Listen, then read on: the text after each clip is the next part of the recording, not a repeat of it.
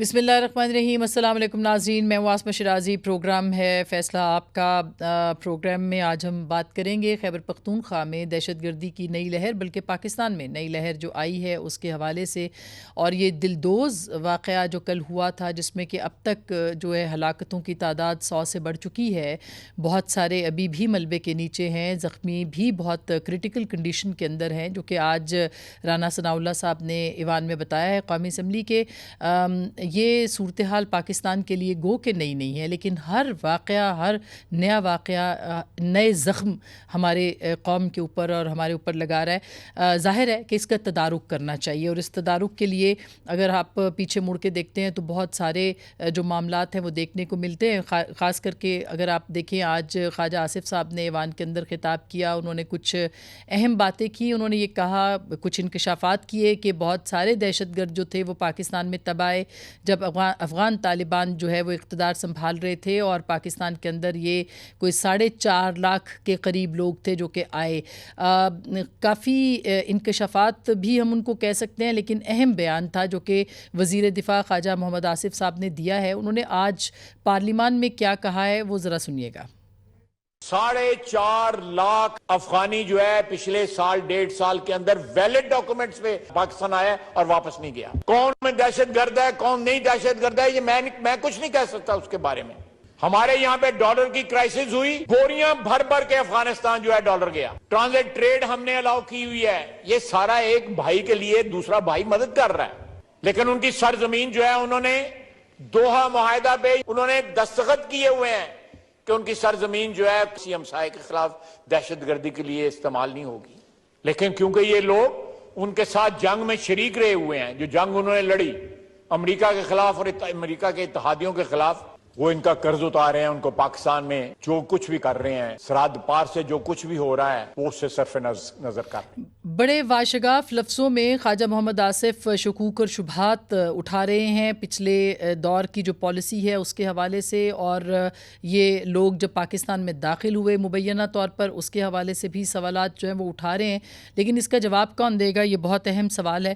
اس کے ساتھ ساتھ اگر آپ یہ بھی دیکھیں کہ 2014 میں جو ضرب عضب آپریشن ہوا تھا، 2015 سے لے کے 2021 تک واضح کمی تھی دہشت گردی کے واقعات میں، اور پھر افغان طالبان جب آتے ہیں اور اس کے بعد واقعات بڑھ جاتے ہیں۔ مثلاً 2021 میں دہشت گردی کی راہ میں جو Pakistan institute of peace studies کی رپورٹ ہے، سب سے زیادہ اضافہ دیکھنے کو ملا ہے، اور یہی وجہ ہے کہ یہ انگلیاں تمام کی تمام جو ہیں وہ تحریک انصاف کی حکومت اور اس وقت کے جو کردار تھے ان کی طرف اٹھائی جاتی ہیں۔ اور آج رضا ربانی صاحب نے اسی طرح کی گفتگو سینٹ یعنی قائد جو ہمارا اپر ہاؤس ہے ایوان کا، ایوان بالا، اس کے اندر گفتگو کی ہے۔ رضا ربانی صاحب نے بھی کچھ بہت اہم نکات اٹھائے ہیں، وہ کیا کہتے ہیں ذرا سنیے گا۔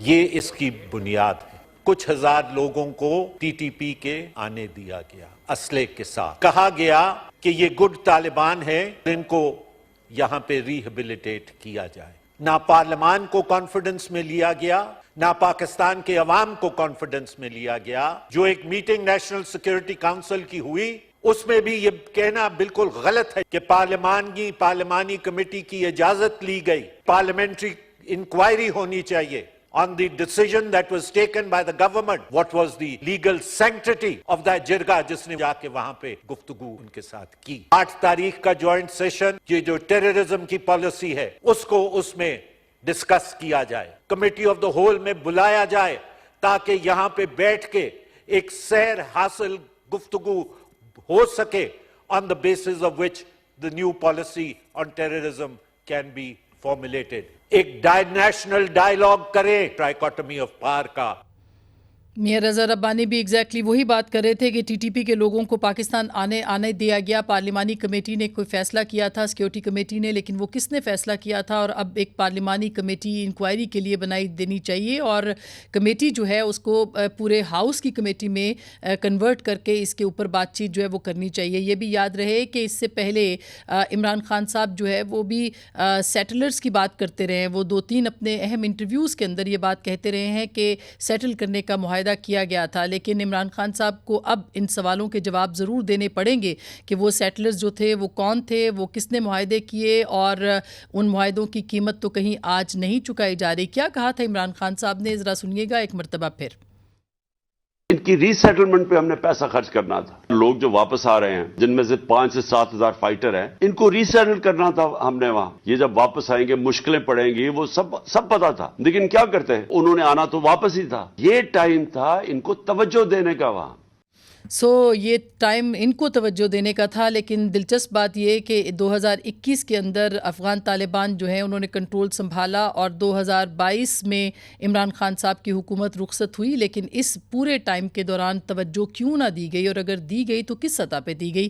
کیا اس کے حقائق پاکستان کے عوام کے ساتھ شیئر کیے جائیں گے؟ یہ بہت ہی اہم مطالبہ اس وقت پارلیمان کے پلیٹ فارم سے جو ہے وہ سامنے دیکھنے کو مل رہا ہے. اس سے پہلے آپ کو یہ بھی بتاتے چلیں کہ آج کور کمانڈرز کانفرنس کا بہت ہی اہم اجلاس راولپنڈی کے اندر ہوا ہے. اس وقت پاکستان کی پارلیمان کے اندر دہشت گردی کے خلاف بحث کا آغاز ہوا ہے، اور کور کمانڈرز کانفرنس میں آرمی چیف نے واضح ہدایات دی ہیں کہ تمام کور کمانڈرز جو ہیں وہ صرف اور صرف اس بات کے اوپر فوکس کریں کہ اینٹی ٹیررزم جو ایکٹیویٹیز ہیں ان کو کس طرح سے جاری رکھنا ہے، اور اپنی جو دہشت گردوں کے خلاف کارروائیاں ہیں ان کے اوپر فوکس رکھنے کا بھی انہوں نے کہا ہے. اور یہ بھی کہا ہے کہ زیرو ٹالرنس ہوگا دہشت گردوں کے خلاف اور دہشت گردی کے خلاف. تو میرا خیال ہے اس وقت پاکستان کی قومی قیادت جو ہے وہ ایک صفحے پر ہے. پہلی دفعہ ایک صفحہ ایسا صفحہ ہے جس کے اوپر پاکستان کی سیاسی جماعتیں اور عسکری قیادت دہشت گردی کے خلاف ایک سیسا پلائی دیوار کی صورت نظر آ رہی ہے.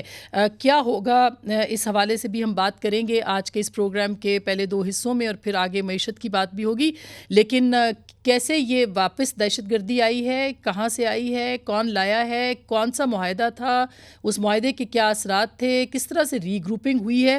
ہم نے سوچا کہ آج پاکستان میں پاکستان کے اور خیبر پختونخوا کے خاص کر کے باخبر ترین صحافی جو ہیں ان کو دعوت دی جائے.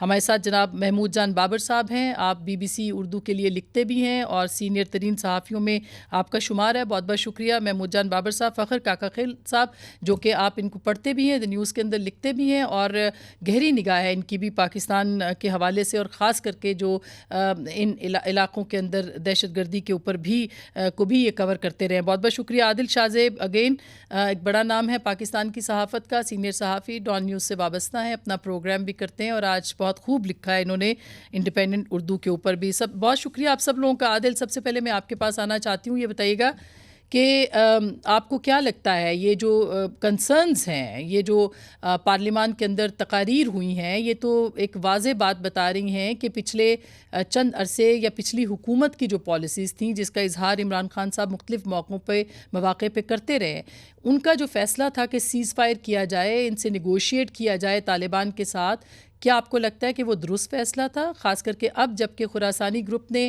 اس کی ذمہ داری بھی قبول کر لی ہے؟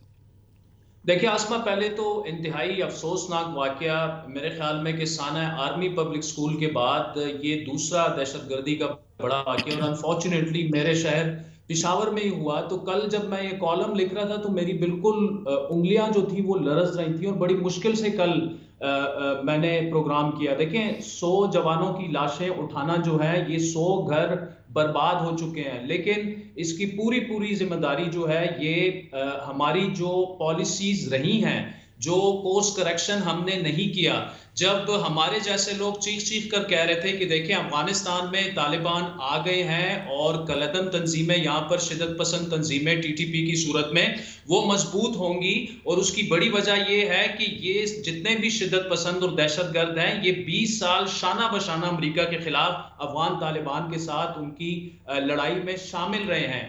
ابھی بھی TTP کے لوگ جو ہیں وہ رینک اینڈ فائل کا حصہ ہیں. دوسری بات یہ ہے کہ TTP نے امیر المومنین جو ہے طالبان کے، انہیں اپنا امیر المومنین مانتے ہیں، ملا ہیبت اللہ کو، ان کے ہاتھ پہ بیعت کی ہوئی ہے، اور ان کا جو بھی حکم عدولی اگر وہ کرتے ہیں تو وہ پھر بیعت ختم ہو جاتی ہے. تو افغان طالبان کیوں کھل کر ان واقعات کی اس طرح سے مذمت نہیں کر رہے؟ ان کے پرائم منسٹر کی اگر آپ سٹیٹمنٹ اٹھا کے دیکھیں یا ان کے فارن منسٹر کی، تو چیزیں تو بڑی کلیئر کٹ تھی. ہمارے جو پالیسی ساز تھے, ہمارے جو سیاستدان تھے, ہم سوئے رہے اس سارے عرصے میں جب ہم چیخ کر کہہ رہے تھے کہ دیکھیں سوات میں واپسی ہو چکی ہے, شانگلہ میں آ چکے ہیں, بنیر میں آ چکے ہیں, لاکھوں کی تعداد میں لوگ روڈوں پر نکل رہے تھے کہ ریاست کو للکار رہے تھے کہ آئیے آپ ہماری مدد کریں.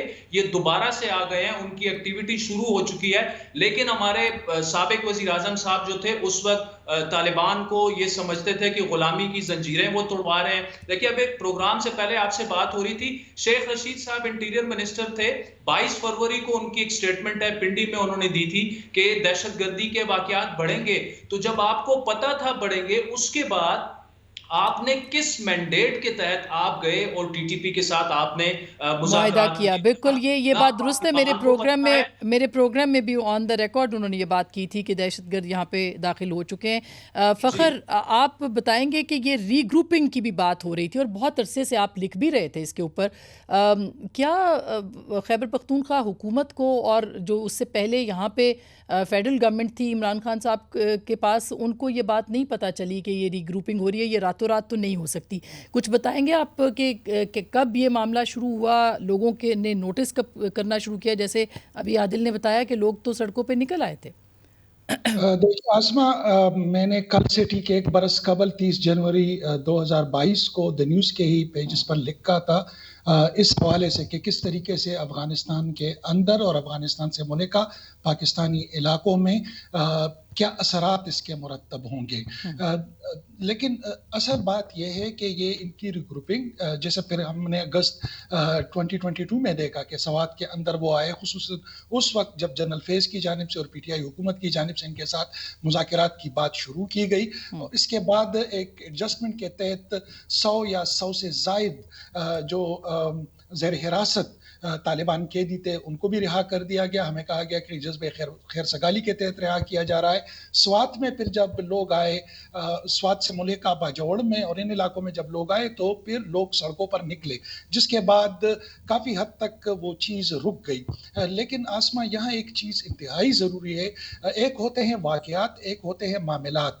ہم آپریشن تو کرتے رہتے ہیں, اصل مسئلہ جیسے کہ ایک بندہ آپریشن کرتا رہے, ہارٹ سرجری, کبھی اس کو اپینڈکس کا کہے, کبھی کسی چیز کا, کبھی نیورو سرجری کا, لیکن اس کی اصل بیماری دراصل ہوتی ہے بلڈ کینسر.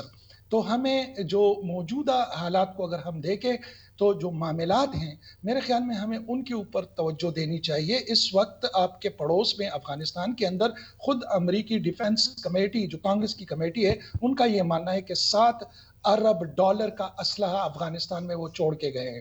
دوسری جانب خیبر پختونخوا کی پی ٹی آئی حکومت نے صوبے کو بقولے ان کے اپنے وزیر خزانہ کے صوبے کو $350 ارب کا مقروض بنا دیا ہے. ایسی حالت میں آپ جہاں $7 ارب کا اسلحہ ہو, دوسری جانب $350 ارب کا مقروض صوبہ ہو, کس طریقے سے یہ سب کچھ ہوگا؟ یہاں ایک بات اور بھی ہے, میں کل کے واقعے کے حوالے سے, کہ ایک جانب تحریک طالبان پاکستان کی جانب سے ان کی وہ ڈیگیٹ کر رہے ہیں, ڈینائی کر رہے ہیں, دوسری جانب خود اسی گروپ کے کچھ لوگ اس کو اون کر رہے ہیں. یہ صورتحال ہمیں لے جاتی ہے نومبر 1989 کو, جب روس اس علاقے سے گیا. کیونکہ آسما 40 سال سے پہلے ہمیں کہا جاتا رہا روس کے خلاف جہاد ہے, پھر اس کے بعد خانہ جنگی شروع ہوئی, پھر امریکہ آیا, پھر 20 سال سے ہمیں یہ کہا جا رہا تھا کہ جی جب تک امریکہ افغانستان کے اندر ہے تب تک یہاں پر امن نہیں آ سکتا. لیکن ایگزیکٹلی یہ سچویشن 1989 کو اس وقت تھی جب روس جانے لگا تھا, جا چکا تھا. تو اس وقت اس خطے میں افغان جہاد کے بانی شیخ عبدالعظام, وہ اور ان کے ساتھ شیخ اسامہ اور ان کے ساتھ ڈاکٹر ایمن زواری, وہ پشاور یونیورسٹی کے ایک فیسلٹی میں بیٹھے ہوئے تھے. اور جو فلسطین سے جن کا تعلق تھا, شیخ عبدالعزیز عزام, ان کا یہ ماننا تھا کہ اب چونکہ افغانستان سے روس چلا گیا ہے, کوئی جارحیت نہیں, ہمیں فلسطین کی جہاد پر جانا چاہیے. دوسری طرف ڈاکٹر ایمن زواری کہہ رہے تھے کہ نہیں, ہم نے یہ جو سعودی عرب کو چھوڑا ہے ادھر آ کے پناہ لی ہے, کیونکہ 1979 میں جو خانہ کعبہ پر اٹیک ہوا تھا اس کے بعد یہ لوگ ادھر آ گئے تھے. تو یہاں پر افغانستان کے اندر جو اسلاف یا سلف کے عقائد پر مبنی حکومت ہے, वो रियासत हमें यहाँ कायम करनी थी। बदकिस्मती से उसी नवंबर में नमाज जुम्मा में जब ये तल्ख कलामी ख़त्म हुई, वो पेशावर तहकाल में उन्हें मार दिया गया, उनके बच्चों समेत। और उस वक्त भी उनकी जो वाइफ थी उम्मे मोहम्मद, उन्होंने इल्ज़ाम लगाया शेख उसामा पर और उसके साथ डॉक्टर ऐमन ज़वारी पर। अब आते हैं टीटीपी के ऊपर। इसमें से कुछ जहादी ग्रुप्स ऐसे हैं जो कह रहे हैं, जिनका मानना है कि अमेरिका चला गया, चूंकि अमेरिका चला गया, पाकिस्तान जो अमेरिका का कभी इत्तेहादी था, अब जाहिर बात है वो इत्तेहाद भी नहीं रहा, लिहाजा अब शरीयत के नीचे हमें वक्त गुजारना चाहिए जिस तरह के इस्लामी कवानीन है पाकिस्तान के अंदर। लेकिन दूसरी तरफ जो जिहादी हैं वो ये मान रहे हैं कि हमने ये जो इतनी सारी जंग की थी वो अमेरिका के लिए तो नहीं की थी। पाकिस्तान के अंदर जो जमहूरी निज़ाम है, जो कुफरी निज़ाम है, जिस तरह हमने रूस को शिकस्त दी, अमेरिका को शिकस्त दी, अब हमें पाकिस्तान को शिकस्त देनी चाहिए।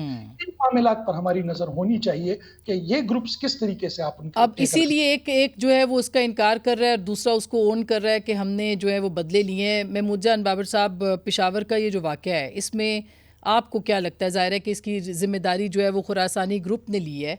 क्या आपको लगता है कि, और बताया भी गया है कि मुख्तलिफ यानी सिक्योरिटी लैब्स तो था ही, यहाँ पे असलहा जमा किया या बारूद जमा किया जा रहा था, और 10 से 15 किलो बारूद कोई छोटी बात नहीं होती। तो आपको क्या लगता है, सिक्योरिटी लैब्स भी है और ये जो डिवाइड है इनके अपने अंदर, जो जिसका भी बता रहे थे हमारे काका खेल साहब, तो ये उसका भी एक शाखसाना है क्या? जी बहुत शुक्रिया। एक बात तो है कि सिक्योरिटी लैब्स तो बिल्कुल क्लियर है। अभी थोड़ी देर पहले ही हमें यहाँ पे खबर भी मिली, कुछ लोगों ने ये खबर हमें सुनाई कि शायद आईजी और चीफ सेक्रेटरी को भी तब्दील कर दिया जाए, क्योंकि ये जो वाकया है इसको बहुत बुरी तरह महसूस किया गया है ऊपर की सतह पे। लेकिन ये जो डिवाइड की आपने बात की है, डिवाइड हो या ना हो, लेकिन यकसुई नहीं है, सब यकसू नहीं है एक मामले पे, और सब ये नहीं समझते कि ये कितना बड़ा मसला है। कुछ लोग कहते हैं कि नहीं ये इतना बड़ा मसला नहीं है, हम उनसे निमट चुके हैं, हमारे ऑपरेशंस भी हो चुके हैं, और वो यहाँ से डिस्प्लेस होकर अफगानिस्तान कुछ लोग चले गए। जब 2014 में एपीएस के बाद अटैक हुआ और इनके खिलाफ ऑपरेशन शुरू हुए, तो उस वक्त 5 ग्रुप बने थे। जो सबसे बड़ा जो ग्रुप था वो अफगानिस्तान चला गया था। एक जो था उसने तबलीग का रास्ता इख्तियार किया, असमत माविया का जो ग्रुप था। एक जो जमातुल अहरार वाले थे वो भी बस एक साइड पे हो गए और वो भी अफगानिस्तान चले गए। जो यहाँ पे महसूद थे उन्होंने यहीं पे रहने को तरजीह दी और वो खामोश हो गए।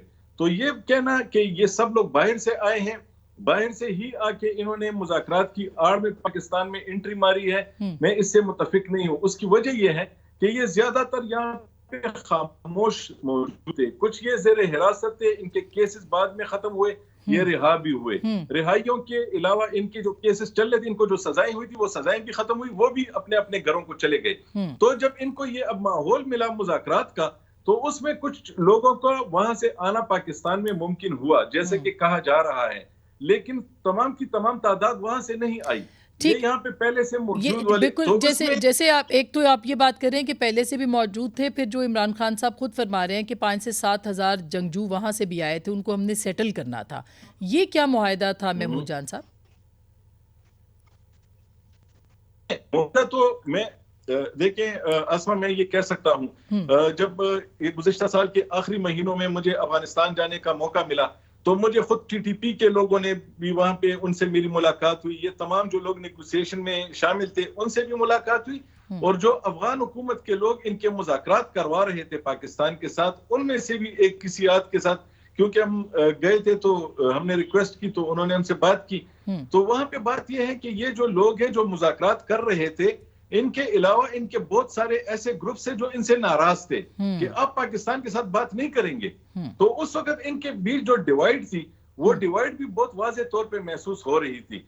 इसलिए कल जो देखें, कल का जो वाकया हुआ है, ये एक बहुत बड़ा वाकया है। अगर टीटीपी इसकी जिम्मेदारी ले लेती तो उसका अपना कद काट दहशतगर्दी के मैदान में बहुत उसने मजीद बढ़ जाना था, लेकिन उन्होंने इससे डिस्टेंस पे रहने को भी तरजीह दी। उसकी भी अपनी वजूहात हैं, उनके लोग भी रिहा किए गए, लेकिन उस वक्त जो लोग इनसे हट के थे, जो कि इनके अम्ब्रेला के नीचे नहीं थे, उनके साथ मिलके नहीं थे, उनके कुछ दोस्तों को फिर मारा गया अफगानिस्तान के अंदर। उन्होंने कहा कि अब हम इसका बदला पाकिस्तान से लेंगे। तो ये खालिद उमर खुरासानी का ठीक, अच्छा कुछ थोड़ा सा इंटरनेट का मसला है, सिग्नल का, बिल्कुल। میں عادل آپ کے پاس آتی ہوں. عادل، اب آپ کو ظاہر ہے کہ یہ صورتحال تو کافی سنگین ہے. یہ اب پشاور کا واقعہ بتایا جائے یا اس سے پہلے لوگ جب نکل رہے تھے سڑکوں پہ، یعنی عوام کو پہلے لگتا ہے ایسے کہ پہلے پتہ چل گیا تھا، اور اس وقت تحریک انصاف کی حکومت جو بھی اسٹیٹمنٹس دے رہی تھی اس کا ایک اثر تھا، اور خاص کر کے وہ ٹیز فینٹیسٹک اینڈ کیا وہ ایک اسٹیٹمنٹ بھی آپ نے اپنے آج اس پہ لکھا بھی ان کا جنرل فیض کا. تو کیا آپ کو لگتا ہے کہ یہ ایک ریاستی پالیسی تھی اس وقت کی اسٹیبلشمنٹ کی کہ انگیج کیا جائے اور اسلحے کو پھینکوایا جائے، یا کچھ اور مقاصد بھی ہو سکتے ہیں اس میں؟ دیکھیں اس میں آسما، پہلی بات تو یہ ہے کہ بجائے اس کے کہ ہم دیکھیں کہ ٹی ٹی پی کے اندر کتنی ڈیوائیڈ ہے، اس وقت تو ہمارے پالیسی ساز اداروں کو ایک چیز بڑی کلیئر کٹ آ کے پارلیمان کو بتانی چاہیے. بلکہ آج انٹیریئر منسٹر نے بھی کہا کہ جی پرائم منسٹر صاحب کو بھی ادھر آنا چاہیے، آرمی چیف کو بھی آنا چاہیے، قوم اور پارلیمان کو اعتماد ملے.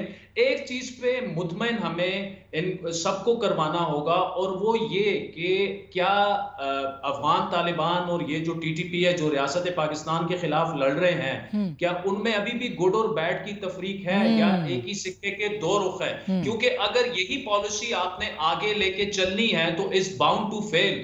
آج بھی جو تقریریں وغیرہ ہوئی ہیں آسما، از ٹو لٹل ٹو لیٹ. دیکھیں تحریک انصاف کی جو صوبائی حکومت تھی، کتنی کھل کر سٹیٹمنٹس آئیں کہ اس میں وزیر اعلیٰ سمیت کتنے وزراء اور ایم پی ایز جو ہیں وہ باقاعدہ بھتہ دے رہے ہیں طالبان کو. تو انہوں نے کیسے اپنے لوگوں کو خود پروٹیکٹ کرنا تھا؟ تو یہ ساری چیزیں جو ہیں یہ تو ریکارڈ کا حصہ ہیں. اور ہاں، جس طرح رضا ربانی صاحب آج ڈیمانڈ کر رہے ہیں کہ کس مینڈیٹ کے تحت ٹی ٹی پی سے مذاکرات ہوئے، یہ فیصلہ کس نے کیا تھا.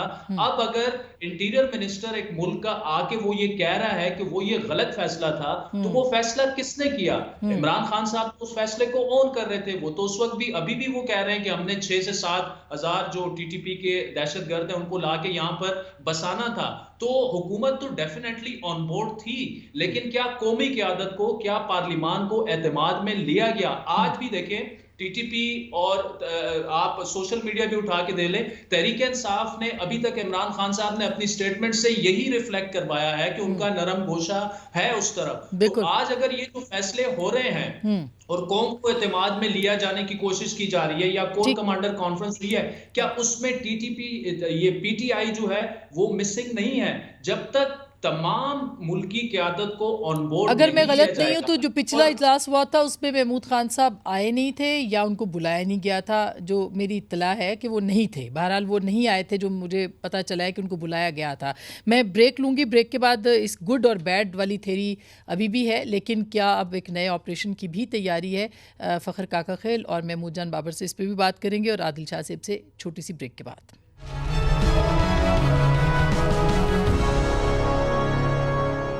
جی ویلکم بیک، ایک دفعہ پھر آپ کو خوش آمدید کہتے ہیں. فخر، بریک سے پہلے ہم بات کر رہے تھے کہ اب ظاہر ہے کہ ایک نئے آپریشن کی تیاری ہے، یا صورتحال یہاں تک اب ظاہر ہے الیکشنز ہونے ہیں، سب سے پہلے تو صوبائی انتخابات ہیں. کیا آپ کو لگتا ہے کہ انتخابات بھی ہو پائیں گے اس طرح کی سچویشن میں یا نہیں؟ اور مجھے یہ بھی تھوڑا سا آپ سے جاننا ہے کہ معاہدے کے پیچھے کیا محرکات تھے جو کہ سیز فائر ہوا تھا؟ دیکھیں، پہلے تو جس طرح کے واقعات ہیں اور جس طریقے سے میں فورسی کر رہا ہوں، نہ صرف خیبر پختونخوا میں بلکہ پنجاب میں، آپ نے ایک اسلام آباد کے اندر ایک فیلڈ سوسائڈ اٹیک دیکھا. خوش قسمتی سے اسلام آباد کے شہری یا جو انسٹالیشن ہیں وہ بچ گئیں. ملتان کے اندر ایک حساس ادارے کے اہلکار کو ٹارگٹ کلنگ کا شکار ہوتے دیکھا. اس سے قبل میانوالی کے اندر پولیس وین کے اوپر اٹیک ہوا. کوئٹہ اور پشاور یہ تو واقعات کا ایپی سینٹر ہے، یہاں تو ہوتے رہتے ہیں. لہٰذا میں نہیں سمجھتا کہ جو اکنامک کنڈیشنز ہیں اور پھر لا اینڈ آرڈر کی مطلب دو چیلنجز اتنے بڑے ہیں، ایسے میں انتخابات کو تو فی الوقت آپ بھول ہی جائیں. پھر ہم آتے ہیں کہ جو نیگوسیشن تھی اس میں بھی بنیادی وجہ اس کی ناکامی کی یہی تھی کہ جو پی ٹی آئی کی حکومت تھی وہ جس طریقے سے کمزور ترین گراؤنڈز کے اوپر کھیلتی رہی اس ساری نیگوسیشن کے عمل میں. یعنی لٹرلی جو اندرونی حلقے ہیں ان کا یہ ماننا تھا کہ پورے کا پورا جو مرج ڈسٹرکٹس تھے بشمول ملاکنڈ، ان کا یہ خیال تھا کہ یہ ہم ٹی ٹی پی کے حوالے کر دیں گے. تو یہ آپ ذرا سوچیں کہ ایک ریاست کی جانب سے ایک ٹیم یہ نیگوسیشن کر رہی تھی. پھر اب پی ٹی آئی کی شکل میں ان کے سپورٹرز اور اعلان سپورٹرز اور پھر وہ لوگ جو فائنانشل ایڈ، اگر یہ کوئی ڈھنگ کی حکومت ہوتی اس وقت वफाक के अंदर तो पहले केस यही बनना थी, क्योंकि यही रकम ही टेरर फाइनेंसिंग में इस्तेमाल होती है। तो या दुनिया भर में अगर इस इशू को उछाला जाए तो पीटीआई के ऊपर अच्छा खासा केस बन सकता है, क्योंकि उनकी बाकायदा सबूतें मौजूद हैं, उन्होंने अभी तक उन चीज़ों को डिनाई नहीं किया। फिर हमने ये भी देखा कि किस तरीके से उनको इखलाकी सपोर्ट दे रहे थे पीटीआई के लोग मेन स्ट्रीम मीडिया, जो स्ट्रीम मीडिया है उसके ऊपर आकर। ये तो छोड़े, महमूद जान बाबर साहब ने कहा कि उन्होंने बिल्कुल बजा कहा, मैं इत्तेफाक करता हूं कि भाई मुआहदे के बाद या मुआहदे की वजह से ये लोग इधर नहीं आए। ये आसमा आपके और हमारे इर्द गिर्द ही बैठे हुए हैं, ये एजुकेटेड तबके में घुसे हुए हैं, ये डॉक्टर्स में हैं, ये इंजीनियर्स में आपको मिलेंगे, इनके ये सहूलतकार। क्योंकि क्या वो ये खुद कुछ बॉर्डर के ऊपर जब फेंसिंग हो गई है, क्या वो शनाख्ती कार्ड दिखाकर अंदर आता है बारूद समेत? ये आप ही के घरों, मोहल्लों, फ्लैटों के अंदर इनके जो सहूलतकार हैं, ये तो छोड़ें आसमा, इस बात से तो आप इनकार नहीं कर सकते कि आप ही के कुछ साथी मेन स्ट्रीम मीडिया के ऊपर बैठकर खुरासान की तारीख बयान करते। खुरासान है क्या? दागिश का जो बुनियादी फलसफा है वो खुरासान ही तो है। दुरुस्त और बात। खुरासान की वो बाकायदा नवीद सुनाते हैं इन्हीं मेन स्ट्रीम मीडिया के ऊपर। आप तालिबान को छोड़ें, जो दागिश की दौलत इस्लामी इराक व शाम और जिसकी विलाय खुरासान उनका प्रोविंस है, जिसमें पाकिस्तान, अफगानिस्तान, ईरान, ये वाले खित्ते शामिल हैं। एक ऐसे चीज के अंदर जब ऑलरेडी आपके यहाँ ठीक बात है, वो एक सपोर्ट मौजूद है। दुरुस्त बात है, सपोर्ट मौजूद है, लायर्स के अंदर मौजूद है। अच्छा, यही बात महमूद जान साहब, यही बात जो कि अभी फ़खर ने बताई है, ये एक यूं भी फैक्ट बनता है कि आज भी जो धमाके की तफसीलात बता रहे थे राना सनाउल्लाह साहब, उन्होंने कहा कि ये जो शख्स था ये कई दिनों से इसी इलाके में था, हम देख रहे हैं कि वो कहाँ रह रहा था, ये हमें ढूंढना है, लेकिन ज़ाहिर है कि वो इसी इलाके में रह रहा था, वो रोज़ वहाँ पे बारूद लेके आता था। ये जो फैसिलिटेशन है, सहूलतकारी है, और ये जो ताउन रहा है, ये जो मदद रही है, ये किस किस लेवल के ऊपर आप कह रहे हैं कि पिछले 10 साल तो ज़ाहिर तहरीक इंसाफ की हुकूमत थी, तो ये किस किस लेवल के ऊपर रही है आपके ख्याल में? देखिए आसमा, मैं एक बात करना चाहता हूँ। यहाँ पे हमने जितनी दहशतगर्दी देखी, जितने दहशतगर्दों की मूवमेंट देखी, और हमें जो बताया जाता था कि किस किस्म की गाड़ियों में खुदकुशों को लाके या बारूद को लाके इस शहर के अंदर लाया जाता था, उस गाड़ी को तो देख के लोग वैसे ही सलाम करते हैं, जी अस्सलाम वालेकुम। क्योंकि वो प्राइवेट गाड़ियां भी हों तो वो इतनी लग्जरी गाड़ियां होती हैं कि उनको कोई रोकने का तस्वर भी नहीं कर सकता, क्योंकि उनको देखते ही पता चल जाता है कि ये किसी की हैं। तो इस वजह से मैं ये कहता हूं कि ये जो बंदा अंदर आया है उसमें 2-3 चीजें हैं। एक तो जो अंदर रहने वाले पुलिस वाले थे, उन्होंने दानिस्ता या नादानिस्ता वो इस्तेमाल हुए हैं इसमें। फिर जो अंदर रहने वाले कॉलोनी में जो सिविलियंस थे, जो कि मुख्तलिफ छोटे मोटे काम करते थे, कैंटीन पे कोई काम कर रहा था, कोई मस्जिद का इमाम था, कोई उस मस्जिद का हेल्पर था, या कोई दुकान चला रहा था, वो लोग इसमें इंटेंशनली या अनइंटेंशनली इस्तेमाल हुए हैं। और इसमें सबसे खतरनाक बात क्या है आपको पता है? सिक्योरिटी यहाँ पे रेड अलर्ट रहती थी, लेकिन सुबह 8 से लेकर 5 बजे तक। उसके बाद सब ठीक आसान बाश, आप जिसने आना है, जिसने जाना है, गेट पे जो 30 सिपाही खड़े होते थे सुबह, वो फिर शाम को 1 हो जाता था या 2 हो जाते थे, और चेक पोस्टें भी हट जाती थी। कहते थे यार अब तो अफसर अपने घरों को चले गए हैं, तो अब तो अंदर सिर्फ रिहायशी इलाका है। ठीक बात तो है। ये तो पुलिस का ख्याल था। दहशतगर्दों ने इस कमजोरी को इस्तेमाल किया है, और उस कमजोरी से फायदा उठा के आज हम ये दिन देख रहे हैं कि उस मस्जिद में पता नहीं ये कब से नमाज पढ़ रहा था, कब से क्योंकि मस्जिद के साथ ही, मैं इस मस्जिद के बचपन से यहाँ आता जाता रहा हूँ, मस्जिद के पीछे कॉलोनी है, उस कॉलोनी की पिछली दीवार जो है वो कोर्ट्स के अंदर रजिस्ट्रार और जो हमारे तहसीलदार होता है उसकी दफ्तर की तरफ लगती है। वो दीवार भी छोटी हुआ करती थी, हम उसको पलांग के वहां पे आते जाते रहते थे बचपन में। फिर ये जो बैरक्स हैं, इसमें भी हर किस्म के सिपाही रहते हैं जो करीबी देहात के होते हैं। शाम को उनके दोस्त भी उनके पास मिलने आते हैं, कोई वहां पे खेलने के लिए भी लोग आते थे। बिल्कुल, तो वो तो सिक्योरिटी लैब्स बिल्कुल है। ये बताइएगा कि ऑपरेशन की दोबारा से ख्वाजा साहब ने जो बात की है, या जो हमें भी आर्मी चीफ के हमने जो स्टेटमेंट्स पढ़े हैं, तो ऑपरेशन की तैयारी लग रहा है कि हो रही है, तो ऐसे में इंतखाबात कैसे होंगे महमूद जान साहब? फिर यही सवाल मैं आदिल से पूछूंगी। देखिए, एक बात तो आपको ये माननी पड़ेगी कि 2008 और 2013 में भी यही इस किस्म के हालात थे। یہ ایک بڑا واقعہ ہوا ہے، وہ روزانہ کی بنیاد پہ ہوتے تھے. آپ کو یاد ہے شہر میں ایک واقعے میں 100 لوگ مرتے تھے. جو چرچ پہ اٹیک ہوا تھا آپ کو یاد ہوگا 2013 میں ہوا تھا، اور انہی دنوں میں پھر الیکشن بھی ہوئے تھے. اس سے کچھ وقت پہلے حملے ہو رہے تھے، بشیر بلور کو بھی مارا گیا تھا. اس سے پہلے جو تھے وہ 2008 میں بھی یہی حالات تھے، الیکشن ہوئے تھے. اگر کوئی کرانا چاہے تو پھر تو الیکشن تو ہو سکتے ہیں، کیونکہ وہ والی حالت نہیں ہے کہ روزانہ ایک دھماکہ، 2 دھماکے، 3 دھماکے ہو رہے ہیں. لیکن حالات جو ہے نا اس وقت میں جو کہہ رہا ہوں، اس وقت پھر بھی میں یہ سمجھتا ہوں کہ اگر یہ الیکشن اس وقت نہ ہوں تو یہ بہتر ہوگا، کیونکہ اس قسم کا اٹیک ہونے کے بعد جو پولیس الیکشن کو کور دے گی وہ کیسے، اور اس کو ہی ٹارگٹ کیا جائے. ایگزیکٹلی. اچھا فخر بھی کچھ کہنا چاہ رہے ہیں. فخر کوئکلی، پھر میں عادل کے پاس جاؤں. جی چند سیکنڈ ڈاؤن ہے، بالکل صحیح بات. ایکچولی ANP پیپل پارٹی جو پروگریسو قوتیں ہیں وہ کہہ رہے ہیں کہ اگر کسی سیاسی جماعت کے خلاف ایک آزادانہ انداز کے اندر ہمارا مقابلہ ہو تو ٹھیک ہے، لیکن ایک طرف ہم ہوں، دوسری طرف طالبان ہوں. کیونکہ حکیم اللہ محسود نے باقاعدہ NP یہ کہتی رہی ہے کہ وہ تو ریٹرننگ افیسر اور چیف الیکشن کمشنر تو حکیم اللہ محسود تھے اس زمانے میں. آپ نے یہ بھی دیکھا کہ سمر بلور صاحبہ کے شوہر کو، ہارون بلور کو کس طرح شہید کیا گیا. لیکن وہ یہ کہہ رہے ہیں کہ ایک طرف آپ PTI کو سپورٹ کریں اور ہمیں ان کے رحم و کرم پر چھوڑ دیں. یہ الیکشن ہمیں منظور نہیں ہے. ٹھیک ہے، ظاہر ہے کہ وہ ایک لیول پلینگ فیلڈ تو نہیں ملے گی عادل، بالکل، جو پہلے بھی نہیں ملی. ایگزیکٹلی ANP کو اور پیپلز پارٹی کو وہاں نہیں ملی. دیکھیں زیادہ دور نہیں جاتے. 1 مہینہ پہلے عوامی نیشنل پارٹی تو ویسے ہی ان کی ہٹ لسٹ پہ ہے، پیپلز پارٹی اور نون لیگ کو بھی باقاعدہ TTP کی جانب سے دھمکی مل چکی ہے. اور ایسے میں اگر یہ واقعات بڑھتے ہیں تو کیسے آپ لیول پلینگ فیلڈ، مطلب خدا نہ خواستہ ایک آدھ جلسے میں اگر ان کے اس طرح کا واقعہ ہو جاتا ہے، نہ ان کا ووٹر باہر نکلے گا، نہ ان کا سپورٹر، اور نہ ہی وہ مہم چلا سکتے جب وہ گھروں پہ پرچم بھی نہیں لہرا سکتے اپنی پارٹیوں کے. آج بہت بہت بہت شکریہ، بہت شکریہ. اصل میں یہ جو واقعہ ہوا ہے نا، اس کی مطلب دیکھیں سمبولکلی سپیکنگ انہوں نے جا کے پولیس کے ہیڈ کوارٹر میں جا کے بالکل ہلا کے رکھ دیا ہے پولیس، اور جو فرنٹ لائن ہے دہشت گردی کے خلاف اس کو ہلایا. بالکل، انہوں نے نرو جو ہے اس کو ہٹ کیا.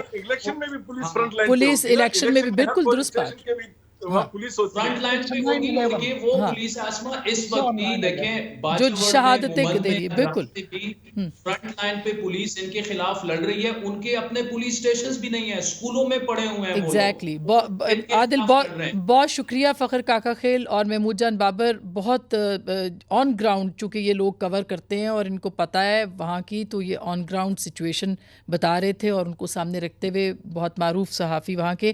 ایک چھوٹی سی بریک لے رہے ہیں. بریک کے بعد ہم پاکستان کی جو معیشت ہے اور یہ جو معیشت گردی ہے اس کے اوپر ہم بات کریں گے کیسر بنگالی صاحب کے ساتھ خصوصی.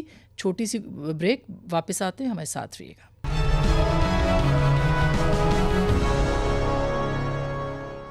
ویلکم بیک ناظرین، ایک دفعہ پھر آپ کو خوش آمدید کہتے ہیں. پروگرام کے اس حصے میں IMF کی ٹیم پاکستان کا وفد پہنچ چکا ہے. کچھ مطالبات رکھے گئے ہیں اور پاکستان نے اس پر عمل درآمد کے لیے وقت مانگا ہے. مطالبات کافی سخت ہیں، شرائط کافی سخت ہیں. مثلاً یہ کہ برآمدی شعبے کو، جو کہ اخباری اطلاعات ہیں اس کے مطابق 110 ارب روپے کی استثناء، یعنی جو کہ پاکستان کی حکومت نے دے رکھا تھا، اس کو ختم کرنے کا کہا ہے. گردشی قرض میں بھی خاطر خواہ کمی لانے کا کہا ہے. FBR کی طرف سے 7470 ارب روپے جو ہیں ان کا بھی وصولیوں کا ہدف طے کیا گیا ہے. اسی طرح سے IMF نے پیٹرولیم لیوی کی مد میں 855 ارب روپے کی وصولی جو ہے اس کا، یعنی کہ یہ پیٹرولیم مصنوعات میں جو ہدف رکھا ہے اس کا مطلب ہے اور مہنگا ہوگا. یہ بھی کہا ہے کہ ریاستی کمپنیوں کی کارکردگی بہتر بنانے کے لیے ان کا خسارہ بھی ختم کیا جائے اور نجکاری پروگرام پر عمل کیا جائے. مالی خسارے اور نقصانات کی بھی نشاندہی کی گئی ہے. پاکستان نے کہا ہے کہ ہمیں کچھ وقت دیجیے کہ ہم اس پہ عمل درآمد کر سکتے ہیں کہ نہیں. اسی پہ بات کرنے کے لیے ہمارے ساتھ موجود ہیں پاکستان کے معروف معاشی ماہر جناب کیسر بنگالی صاحب. کسی تعارف کے محتاج نہیں، ان سے ہم بات کرتے ہیں اور پوچھتے ہیں کہ کیا ہو سکتا ہے. جی السلام علیکم بنگال صاحب. جی وعلیکم السلام. سر میں صرف یہ جاننا چاہتی ہوں کہ یہ اب نیگوسیشنز شروع ہو گئی ہیں، پیٹرول مہنگا ہو گیا ہے، ڈالر کو اس کی مرضی پہ چھوڑ دیا گیا ہے اور ابھی یہ نئے مطالبات ہیں، تو آپ کو کیا لگتا ہے کہ IMF کے یہ مطالبات تسلیم کیے جا سکتے ہیں، پاکستان کے اختیار میں ہے یا نہیں؟ یہ کہ اگر نہیں کریں گے تسلیم تو IMF سے پیسے نہیں آئیں گے، IMF سے پیسے نہیں آئیں گے تو اور کہیں سے نہیں آئیں گے، اور پاکستان ڈیفالٹ کرے گا، اور ڈیفالٹ کی قیمت بہت زیادہ ہے۔ پاکستان کے پاس اس وقت کوئی چوائس نہیں ہے، جو بھی مطالبات ہے ان کو پاکستان کو ماننا پڑے گا۔ اس کا تمام بوجھ صرف عوام پہ نہیں ہوگا، یہ جتنے بھی اقدامات ہیں جو IMF کہہ رہی ہے کرنے کو، اس سے معیشت مزید شرنک کرے گی، یعنی کارخانے بند ہوں گے، کاروبار بند ہوگا، ایکسپورٹس میں کمی آئے گی، اور جو ہمارا ٹریڈ ڈیفیسٹ ہے، امپورٹ ایکسپورٹ کا جو بیلنس ہے وہ مزید خراب ہوگا، اور ہمیں مزید قرضوں کی ضرورت پڑے گی۔ تو یہ ایک ایسا سائیکل کریٹ کیا جا رہا ہے جس سے معیشت بہتر نہیں ہو سکتی، خراب ہوتی چلی جائے گی۔ تو یہ اس کا تو مطلب یہ ہے کہ ظاہر ہے کہ پولیٹیکل گورنمنٹ کو یہ فیصلے لینے ہیں، اور ان کو یعنی آگے سمندر پیچھے کھائی والی سچویشن ہے، نہیں مانیں گے تو مریں گے، مانیں گے تو مریں گے۔ تو آپ کو کیا لگتا ہے کہ ظاہر ہے ماننا پڑے گا، اور اس کے لیے پاکستان کے اندر ایک پولیٹیکل سٹیبلٹی جو ہے وہ اس پہ فرق پڑے گا، پھر کیا صورتحال آپ کو نظر آتی ہے؟ یہ جو سینیریو ہے جو آپ نے بتایا، یہ صرف یہ حکومت کے لیے نہیں ہے، ملک کے لیے ہے، پورے ملک کے لیے ہے۔ پورا ملک یہ فیس کر رہا ہے کہ آگے ایک کھائی ہے اور پیچھے سمندر ہے، اور اس کا طریقہ نکلنے کا تو یہ ہے کہ ہم اپنا ایک ایجنڈا تیار کریں، فسکل ڈیفیسٹ کو کم کرنے کا، ٹریڈ ڈیفیسٹ کو فیس کرنے کا، اور ضروری نہیں ہے کہ ہر بات جو IMF کہہ رہی ہے ہم کریں۔ IMF کے دیکھیں دو کنڈیشنز ہوتے ہیں، اپنا بجٹ ڈیفیسٹ مینیجبل کریں اور ٹریڈ ڈیفیسٹ مینیجبل کریں۔ اگر ہم اپنی طرف سے ایک فارمولہ پیش کرتے ہیں تو ان کو اعتراض نہیں ہونا چاہیے، اور وہ فارمولہ ہمارا یہ ہے کہ ہم اپنے اخراجات کم کریں، جو گورنمنٹ کا سائز کم کریں، سول ایڈمنسٹریشن ہے، ملٹری کا ایڈمنسٹریشن ہے، یہ اس میں بہت گنجائش ہے کمی کرنے کی، اور یہ 1 ٹریلین روپیز کی کمی کی ضرورت ہے۔ اگر یہ کم کرنا شروع کریں تو بہت کئی باتیں ہیں IMF کی جو ہم کہہ سکتے ہیں کہ چونکہ آپ کو 50 ارب یہاں سے چاہیے تھے، ہم نے چلے کہیں اور سے بندوبست کر دیا، تو اب آپ کا یہ والا نہیں مانتے ہم۔ لیکن چونکہ ہم اپنے حکومت کے جو ادارے ہیں، خاص طور پہ بیوروکریسی اور فوج، یہ اپنے جو بجٹس ہے اس میں کمی نہیں کرنا چاہتے، تو یہ قیمت جو ہے پورے قوم سے وصول کی جا رہی ہے۔ میں اس پہ ضرور پوچھنا چاہوں گی کہ آپ کہتے ہیں کچھ لوگ تو کہہ رہے ہیں آؤٹ آف باکس سوچنا چاہیے، آپ کے پاس کیا فارمولہ ہو سکتا ہے؟ مثلا آپ کہہ رہے ہیں ایک تو اخراجات کم کیے جائیں، نجکاری کے بارے میں آپ کیا کہتے ہیں، اور کہاں کہاں سے اخراجات کم کیے جائیں؟ کیونکہ کل مفتاح اسماعیل صاحب یہ فرما رہے تھے کہ یہ ممکن نہیں ہے، 45,000 ارب روپے آپ کو چاہیے، تو اس کے لیے آپ جتنا مرضی سکویز کر لیں یہ نہیں مل سکتے، سوائے اس کے کہ آپ IMF سے بات کریں اور بار بار قرض لیں۔ آپ کے نزدیک کیا ایجنڈا اور فارمولہ ہو سکتا ہے بچت کے علاوہ؟ نہیں، اس وقت دیکھیں نا، آپ کے گھر میں اگر ڈاکو آ جاتا ہے، اس کے پاس بندوق ہے، تو آپ تو ہر بات ڈاکو کی مانیں گے۔ میں نہیں کہتا کہ IMF ڈاکو ہے، ڈاکو ہماری اپنی ریاست کے ادارے ہیں جنہوں نے ملک کو یہاں پہنچایا ہے۔ یہ صحیح ہے کہ IMF کی بات ماننی پڑے گی، لیکن مفتاح اسماعیل صاحب جو ہیں وہ جو اسٹیبلشمنٹ کے 2 ستون ہیں ان کے بارے میں کوئی بات نہیں کرتے، ان کے مفادات کو پروٹیکٹ کرتے ہیں، اور یہی 2 ادارے ہیں جس کی وجہ سے ہم اس بحران میں پہنچے ہیں۔ اس وقت کوئی حکومت سیاسی کسی بھی پارٹی کی ہو، ان کے پاس اختیار نہیں ہے معاشی حالات کو بہتر کرنے کے۔ جو چابی ہے دروازہ ان لاک کرنے کا اکنامک سٹیبلٹی کی طرف، وہ بیوروکریسی کے پاس ہے اور فوج کے پاس ہے۔ بیوروکریسی کو ماننا پڑے گا کہ کم سے کم 15 سے 20 ڈویژنز اور منسٹریز کو بند کریں، بالکل بند کر دیں، ایبولش کر دیں۔ فوج کو ماننا پڑے گا کہ ان کو بھی تقریباً 20% کمی کرنی پڑے گی اپنے جس کو میں نان کامبیٹ ایکسپینڈیچر کہتا ہوں، نان کامبیٹ ڈیفنس ایکسپینڈیچر۔ وہ بہت ہے، بہت واضح ہے کہاں کہاں کمی ہو سکتی ہے۔ تو یہ نہیں کریں گے تو ہمارا کوئی مستقبل बेहतर नहीं नज़र आता। यानी श्रीलंका जैसा आपको लगता है कि जैसे उन्होंने भी कमी की और वो उस पर, लेकिन पाकिस्तान अफोर्ड नहीं कर सकता। जैसे अभी ये दहशतगर्दी का एक और जो वाक़यात हो रहे हैं इसके ऊपर ऑपरेशन की बात हो रही है, एक बात। और दूसरी बात ये, आपको क्या लगता है कि या क्या, क्योंकि आप मुख्तलिफ प्रोग्राम्स में मेरे आते रहे और बार बार ये बात ख़बरदार करते रहे थे उस वक्त भी, क्या ये एक सोचे समझे उस तरीके के ज़रिए से हम यहाँ तक पहुँचे हैं कि अब हमारे हाथ में कुछ भी नहीं? खाली पाकिस्तान में कुछ वेस्टेड इंटरेस्ट हैं, वो उनका ऐसा है कि वो फर्स्ट क्लास कैबिन में बैठे हैं जहाज़ पे और जहाज़ के बोल्ट और नट निकाल के अपने कैबिन को मजबूत करते रहे हैं। वो भूल गए हैं कि जब जहाज़ डूबता है तो फर्स्ट क्लास कैबिन भी डूब जाते हैं। लेकिन इनको परेशानी नज़र नहीं आती हमें। वो शायद इनके बाहर असासे हैं, घर है, फैमिलीज़ भी बाहर हैं, बच्चे हैं। तो जब पाकिस्तान के हालात बहुत ख़राब होंगे तो उनको सिर्फ़ एक परेशानी होगी, एयरपोर्ट कैसे पहुँचे। बंगाल साहब, फिर वे फॉरवर्ड क्या है सर? इसके अलावा निजकारी के हवाले से आपको क्या लगता है? ये तो सूरत हाल तो दुरुस्त नहीं है और अशराफिया तैयार नहीं होगी कि उनके जो हाथ पाँव हैं वो बांधे जाएं। जितनी निजकारी हमने अब तक की है उसने डी इंडस्ट्रियलाइजेशन को प्रमोट किया है। लोग कारखाने ख़रीद के बंद करके वहाँ हाउसिंग बना लेते हैं। तो निजकारी से तो मज़ीद बेरोज़गारी बढ़ी है। एक तो निजकारी से ही बेरोज़गारी बनी, फिर वो कारखाने बंद हो गए, उससे बेरोज़गारी बढ़ी। और एक्सपोर्ट्स में इजाफ़ा नहीं हो रहा। जब आप पैदा नहीं करेंगे चीज़ें तो एक्सपोर्ट कैसे करेंगे? बजाय इसके कि निजकारी करें, मेरा मशवरा ये है जो मैं अक्सर देता रहता हूँ कि पब्लिक प्राइवेट पार्टनरशिप का मॉडल सिंध में बहुत कामयाब रहा है। तो ये जो इदारे हैं बड़े स्टेट एंटरप्राइजेज़, उनके असासे हुकूमत रखें और मैनेजमेंट प्राइवेटाइज कर दें। जो सिंध एग्रो कॉरपोरेशन है थरकोल वाला, वो इसी मॉडल पे है। असासे जो है वो सिंध हुकूमत के हैं, मैनेजमेंट एक निजी कॉरपोरेशन के पास है और ये बहुत कामयाबी से चल रहा है। इसी तरह स्टील मिल भी चलाया जा सकता, PIA भी चलाई जा सकती है। तो ये मॉडल है, बजाय इसके कि हम इसको बेच दें और बेचने वाले उसको बंद करके उसमें हाउसिंग कॉलोनी बना के प्रोडक्टिव कैपेसिटी मुल्क की ख़त्म कर दें।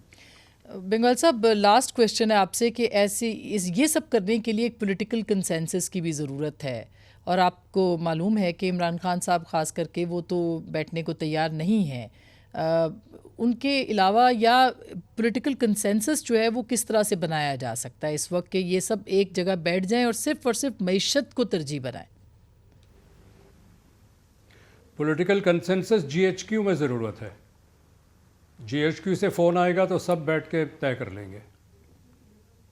और वो तो शायद चाह रहे हैं इस वक्त, के ज़ाहिर है कि इस वक्त जो नज़र आ रहा है कि मईशत ही मईशत है, बहरान ही बहरान है, तो फिर क्या किया जाएगा?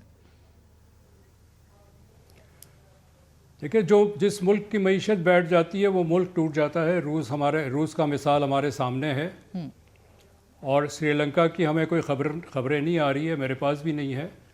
लेकिन इस वक्त श्रीलंका की जो हिंदुस्तान पे इन्हिसार इतना ज़्यादा बढ़ गया है कि मुझे नहीं लगता कि अगले पूरे जनरेशन तक श्रीलंका कोई आज़ाद फॉरेन पॉलिसी चला पाएगा, क्योंकि जितना हिंदुस्तान के असुर उसमें इन्फ्लुएंस में आता चला जा रहा है, क्योंकि इस वक्त हिंदुस्तान ही उन्हें बेल आउट कर रहा है बेसिकली। तो हमारा ये हाल नहीं होना चाहिए।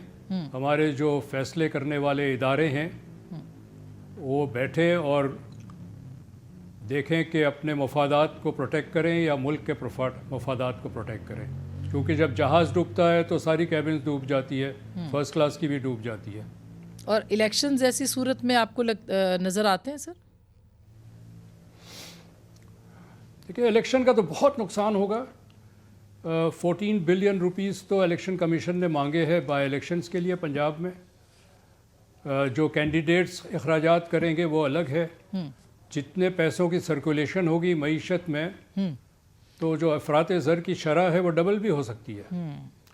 दुगना हो सकती है, पैसों की जो सर्कुलेशन बढ़ेगी, जी तो इलेक्शन तो मैं समझता हूँ मईशत को मज़ीद डुबो देगी। बहुत बहुत शुक्रिया, थैंक यू सो मच नाज़रीन। गुफ्तगू आपने सुनी है बंगाली साहब की, फैसला आपका।